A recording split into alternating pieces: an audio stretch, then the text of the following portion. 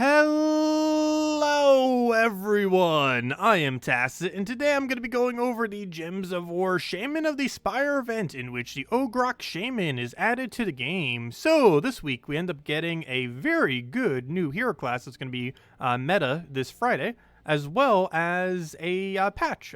Version 4.8 patch should be happening this week.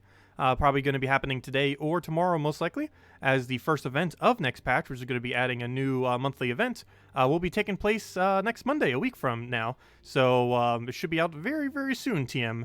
But as far as the things that we have going on this week, Ograk Shaman ends up coming in with red purple arcanes. You can get them for 300 each, so it's not an epic, so you don't get them for as good a value, but still, if you need to stock up on them, still good to go for.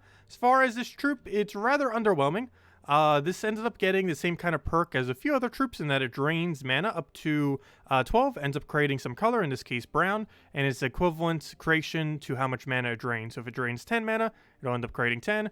If they have 20 and you end up draining to 12, you'll end up getting 12, so on and so forth, depending on however much it drains. Ever since they made it so it has a cap of 12, every single one of these troops have pretty much become pointless. They also ended up increasing their mana cost from their 12 or 13 that they previously were, all the way up to 14. And every single troop that is similar to this kind of setup isn't really that good compared to troops that have a capability of doing a full mana drain, as well as things like Cockatrice, which can do a full mana drain for only 10 mana costs, while also having an entangle on top of that, while still having the gem creation to almost this exact same amount. So any of the troops that are set up like this, generally not used. It doesn't have any kind of mana star or any kind of useful traits either. So this is basically going to become dead content, unfortunately, as far as Ograk Shaman. You might use it in some events related to it, but other than that, it is not really going to be used that much. But as far as that, you will end up getting extra trait stones for it if you did want to just plop it onto a PvP team this week. So if you want to go do that, you'll get double the amount of trait stones. We got 10% to all giants as well as 10% to all elementals. Oddly enough, even though this is a broken Spire event, this has the most amount of overlap probably with Stormheim, even though it's for this event. So you'll be able to get some pretty good 20% out of the Stormheim kingdom if you want to go build around that, as the synergy that you have within Broken Spire isn't really that good. It is the first kingdom in the game, and a lot of troops are towards the underwhelming side within the kingdom, so do be mindful of that. With that being said, of course, we do have a event key drop table this week, and that is Broken Spire as far as what will drop. Every single thing that is within Broken Spire does have the capability of dropping. I don't believe there's a single exception. Nope, there's not a single exception. Every single thing you see under Show All underneath Broken Spire is indeed within the event key drop table. As far as the most noteworthy thing that is in this drop table would be the Mythic of Infernus. Oddly enough, he's also in Soulforge this week. I'll be going over a few teams a little bit later in this video, just kind of mentioning him briefly. But yeah, he's one of the best first mythics in the game to get. He has a lot of things going for him. He doesn't really excel at any one thing other than being the best burner in the game, but he's very good at doing a lot of things simultaneously.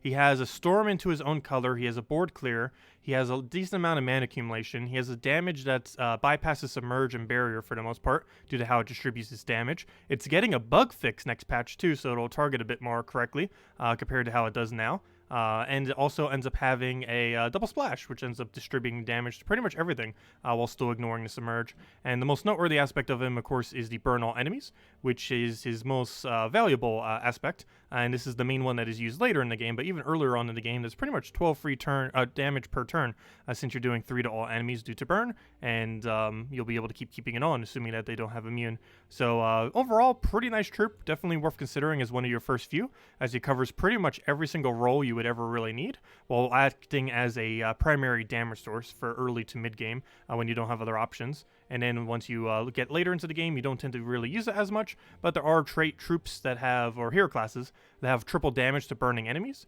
and you can end up utilizing that with this final trait in order to do a lot of skull spam into triple damage, which has pretty decent synergy.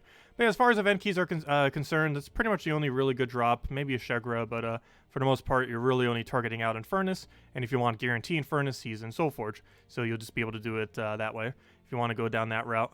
As far as Guild War is the same thing as always, nothing really different here. We'll be messing around with the Guild War days every single day throughout this week, so if you have any questions, feel free to stop by on stream. But yeah, we'll be messing around with those on every single one of their respective days. Just don't forget to go and set your defend team to be the correct color for every single day. And if you don't already have 6 teams with 24 unique troops set up, definitely make sure to do so, as it counts as 12,000 of your points. So definitely make sure to have those set before the end of today. Other than that, as far as things going on throughout this week, today or tomorrow we're going to be getting the version 4.8 patch, so that's probably the next thing that's going to be happening. That's not 100% confirmed, but it's almost guaranteed going to happen, either today or tomorrow. Other than that, tomorrow we have a faction event for Weirwoods. I believe this is possibly the first Weirwoods event since it ever was released, either the first or the second.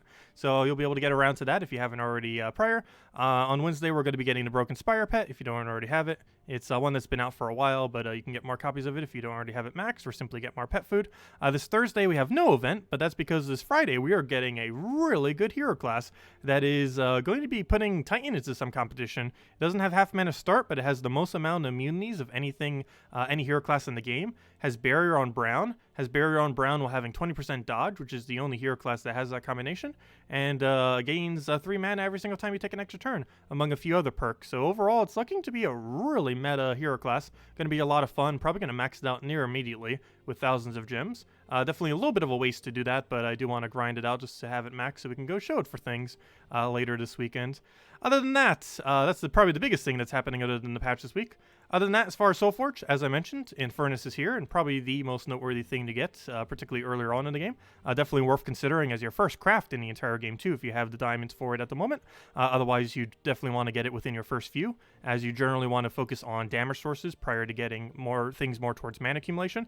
Speaking of that, Possessed King is here. He's a really good mana accumulation mythic.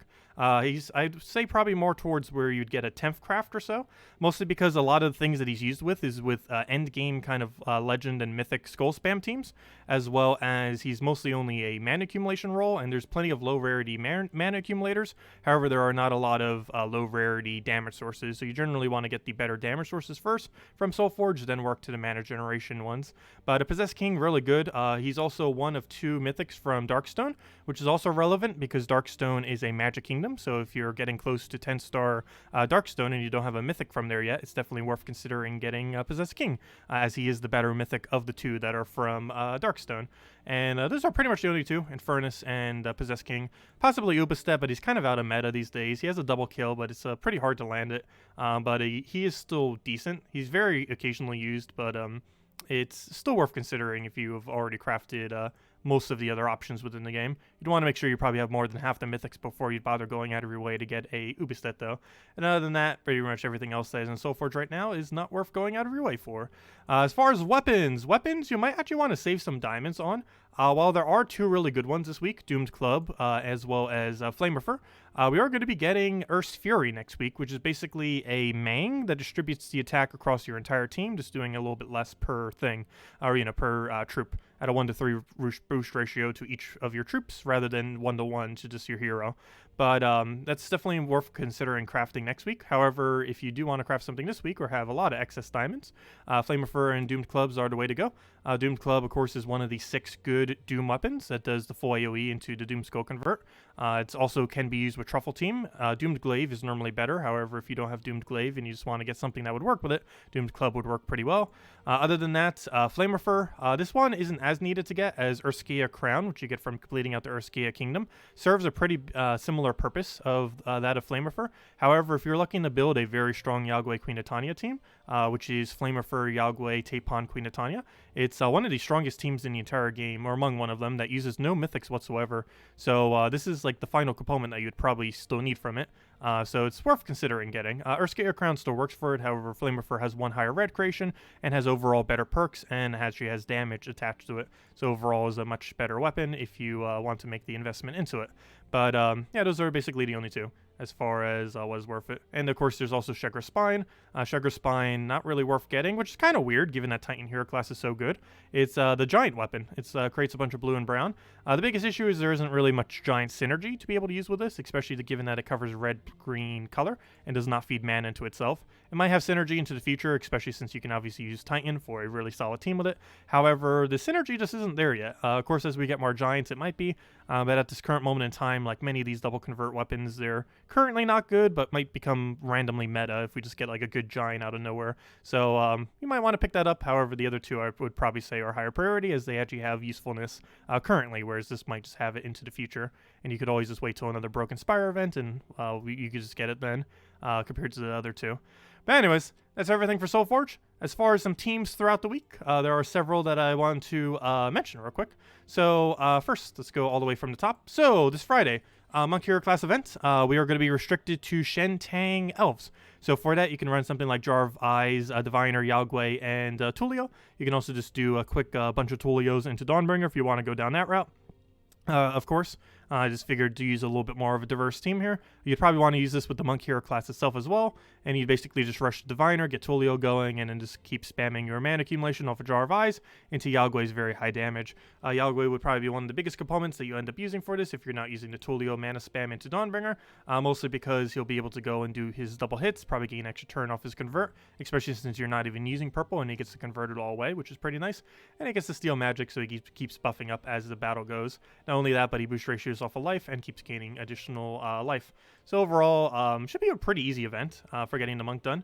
And if you're running with a lot of potion effects, Yao Guai will be able to double kill into double kill, which will be pretty nice, most likely, because he's going to be getting that HP boost ratio, which in combination with all the magic and extra stats should hopefully allow him to double kill.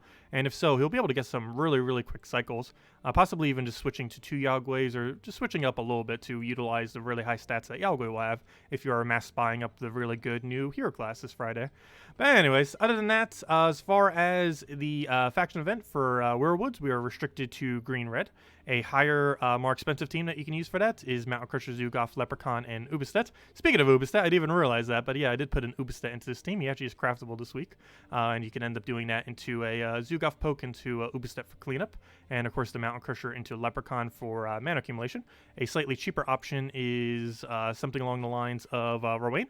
The exact Rowanne meta can actually be used for upscaling, which is Urskaya Shield, Harpy Mage, Rowanne into Leprechaun, where you use Leprechaun into Harpy Mage as your main mana accumulation method. You keep using Shield of Urskaya into Rowanne, and Rowanne, after a few casts or however many you need, will just one-shot the entire enemy team with her very high armor boost ratio that she has. And everything from this team is super cheap, all epics and below. Harpy Mage you can get just by throwing a couple hundred shards at Stonesong Airy faction. Rowanne you get for free from completing out the Forest of Thorns Kingdom, and Leprechaun's a random drop, however it's an ultra rare, so you should easily be able to get it. And other than that, Urskaya Shield you get from 250 wins from Urskaya Hero class, which is the Sentinel Hero class, which you end up obtaining from Urskaya Kingdom from completing that out. Anyways, other than that, Werewood's Pure Faction. This is what I ended up running Pure Faction with a couple, what was it, about a month and a half ago or so, when we ended up having the Werewoods event. So we ended up running with Werebear, double Werecat, with the Bestmaster in between. Basically, you have a bunch of random transforms that keep happening on all of your troops, and you want to use your Werecats for their really high boost ratio that they end up getting, as well as the fact that they get to create red, which will feed back into your Bestmaster, and your Bestmaster will be one of your main primary damage sources in combination with the Werecats. The most annoying part about this faction is you basically have everything constantly transforming into other things. As far as this team, you do want to make sure you never cast with Werebear. Main reason for this is he's the tankiest of the 4, and even though it's only 20% score reduction, that does stack with the 25% score reduction that you would have from potion effects, and in combination he will be the better tank of your team, and you're going to want to keep him from casting as his ability isn't really the greatest, and it will allow him to constantly maintain his higher score reduction compared to anything else on the team. If he's getting low to death, you can transform to go get him back on durability, but that's only as an absolute last resort when you're running through Pure Faction. And other than that, I have 2 teams I wanted to go show real quick. Cheap Infernus and then an expensive Infernus. So here we're going to go down the cheap route. Might actually need to change what we're up against, but we'll go try fighting against this. We do have Cleanse off of Diviner if we need to get rid of Essence of Evil there. But this is the cheaper method. This uses all epics or below. As far as the troops, obviously with Infernus as well, which is not epic, but of course it's an Infernus-based team. But we'll go for our explosion here. We'll do it on whatever needs to get the mana the most, so we'll end up doing that right there. Now we should be able to just go keep throwing Infernus. That's one of the main premises when you're using Infernus earlier on in the game, is basically just keep throwing down Infernus as many times as you possibly can, as his damage is quite substantial, particularly earlier on in the game when burn is more effective and his damage distribution is better. He also has a really high base damage of 10, which also works really well into early game. So even if you don't have a lot of magic yet, he'll still have a really high initial damage compared to some troops. He also doesn't get hard countered by things like web mechanic as well, because most of his ability he actually gets to keep, even if he ends up getting webbed. So right here, I'm actually going to ignore the skull and just go for another Infernus. We're pretty much just going to go straight Infernus every single time, because more often than not, we'll be able to get Diviner right back up anyways off of casting Infernus. So we'll easily be able to do that. He only has 1 HP, however, he's burned, so we'll easily be able to kill that off of that, but we could also just kill it off Explosion. One nice thing about putting Storm on the board, which both Harpy, Mage, and Mountain Crusher gets to do, is with a Storm on the board, we'll have a higher chance of getting an extra turn when we get a board clear like that. So we basically just keep mana accumulating until we get Infernus back up, and just keep rinse and repeating, and just keep poking it with Infernus pokes, and you could end up getting the kill like that. And works out pretty nice. As far as Infernus' damage, really high up there.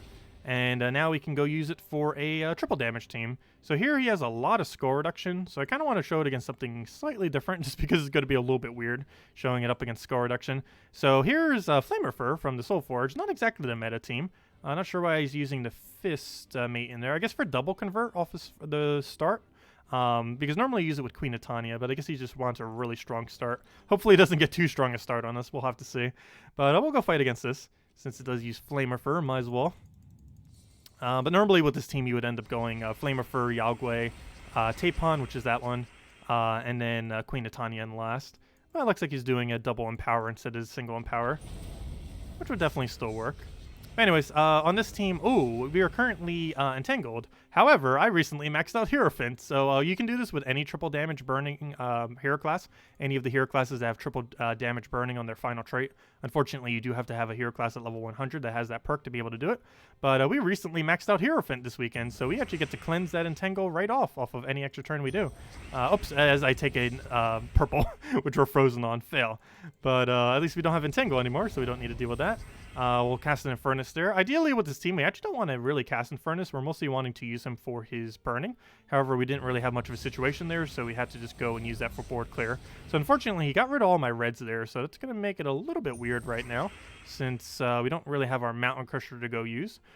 His first slot also isn't burning right now. I believe he actually has immune to it. Yes, he does, so that's why we can't one-shot it. Otherwise, that would have one-shotted his hero. Luckily, we cascade another skull, so we didn't even need to really worry about that. So we're not frozen on red, so we'll just grab that. He's still burned on everything, so we are still frozen on purple, so I will ignore that one and just go try for a skull right here. But unfortunately, frozen on green too, but luckily we have finally broke our freeze. So now we should be able to just wipe out the rest of his team, and we do triple damage to every single thing that we do while they're burning, though we've already stolen so much attack that it won't even matter that we're doing triple damage at this point. They'll just all go down to one single hit. But there we go. So that's pretty much everything with this week. Definitely worth considering getting Infernus if you're earlier on in the game or just looking for a good damage source, or if you're looking to do triple damage skull spam teams. There are quite a few variants of it, like Divine Ball Equivalent, probably one of the other pretty popular ones, but you can do it with pretty much anything in the game. Really solid kind of quick kill for PvP. You can also has overlap to Guild Wars, though it's really only used for PvP and Guild Wars and doesn't have much overlap anywhere else. Other than that, Monk Hero class is Friday. Definitely worth considering power leveling it. You might not necessarily want to waste a bunch of gems, as it is extremely expensive to buy EXP with gems. However, I will be just so we can go get it maxed quickly and go show it, as it's going to be one of the best hero classes in the game, like top 3, the Monk Hero class that's coming out this Friday. So definitely worth considering getting up. And other than that, we have version 4.8 patch this week. So once that comes around, we will go over that in more detail. For the most part, most of what actually happens in next patch won't actually take effect until next Monday. So next week, we'll be able to go over everything with that. Anyways, guys, until then, hope you all have a wonderful week. I will catch you guys later, and thank you all so much for watching. Have a wonderful week. Goodbye, everyone!